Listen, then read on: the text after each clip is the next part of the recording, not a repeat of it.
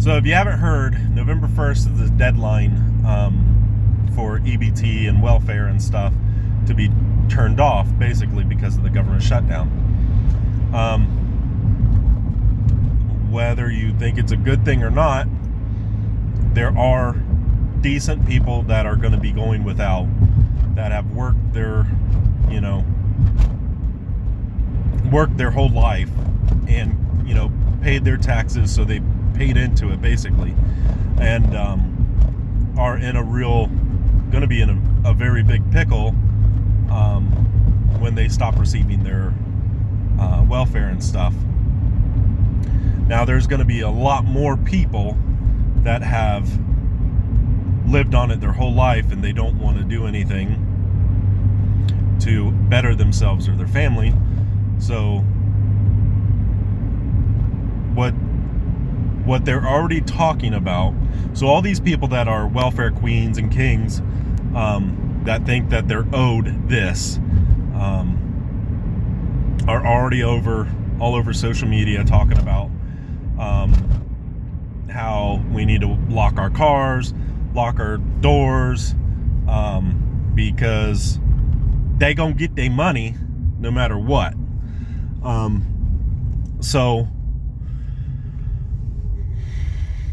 if you live out in rural communities, in lower income rural towns and stuff, there's still welfare and EBT queens and kings out there, drug addicts and stuff that have been getting all this stuff, and all of a sudden, let alone inner city people and stuff like that, but all of a sudden all these people aren't going to be able to sell their food stamps and EBT cards and stuff for cash.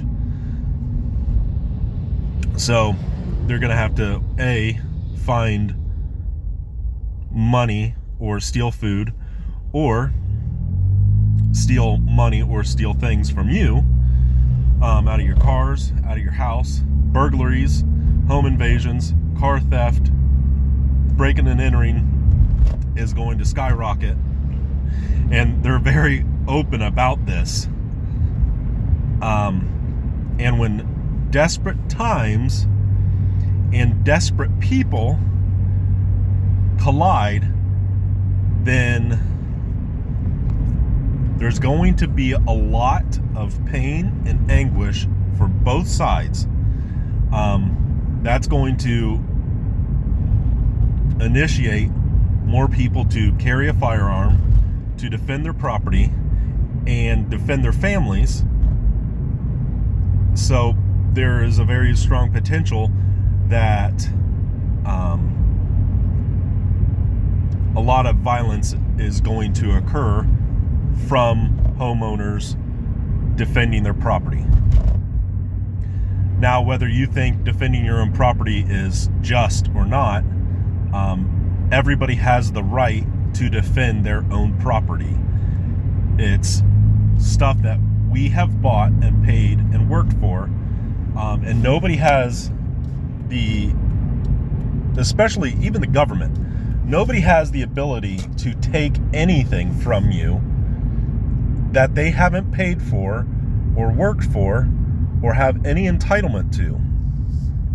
So this whole notion of, oh, you shouldn't take somebody's life because they broke into your house and they're just trying to steal your TV.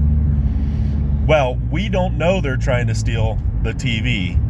All we know is that they're breaking into our cars or breaking into our houses. We don't know their intent. We don't know what their actual end goal is. We don't know if they're armed or whatever. So without all that knowledge, you have to assume that they are there to hurt you or your family. And you have all the absolute right to defend your property and your family. So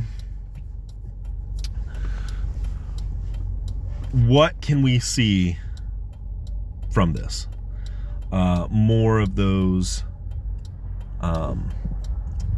big groups where they break into jewelry stores or pawn shops, or what do they call them? I can't remember what they call them. Flash mobs. where they there's 30 or 40 or 50 or 60 of them go and break into a jewelry store, beat the crap out of the clerks, and steal everything or steal as much as they can so they can sell it for drugs or food for their kids or whatever. This is going to initiate that for sure, because these people that think that they deserve welfare because they're black or whatever, their ancestors might have been a slave, whatever the hell it is, they aren't just going to go out and find jobs. So what has to be done is, if you don't carry a firearm, start.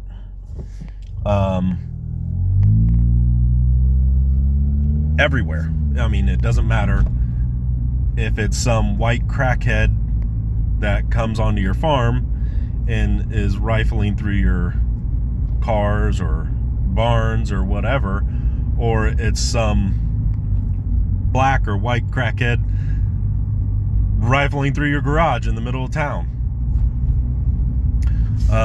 It's just another thing where you have to stay prepared and be willing to defend yourself and your family and your property, because this has all the hallmarks of something to potentially turn bad. So take that into consideration, and hopefully it gets cleared up. But just like anything else and everything else, just get ready, be prepared. Thanks. See ya.